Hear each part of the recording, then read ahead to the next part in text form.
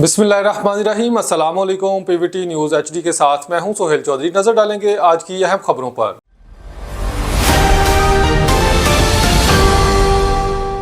खबर शामिल करते हैं बहावलनगर से। बहावलनगर के नवाही इलाका जंडवाला से सिटी रिपोर्टर अबू बकर की रिपोर्ट के मुताबिक जंडवाला में नंबरदारी के इलेक्शन मुनक़िद हुए, जिसमें 5 उम्मीदवारों ने हिस्सा लिया। मियाँ इशफाक लखवेरा जोया, मियाँ अकरम वटू, मियाँ तहसीन जोया ने और मियाँ इशफाक जोया नंबरदार बनने में कामयाब हुए।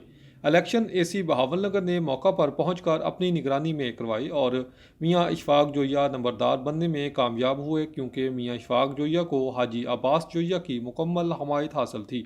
इस वजह से वो नंबरदार बनने में कामयाब हुए।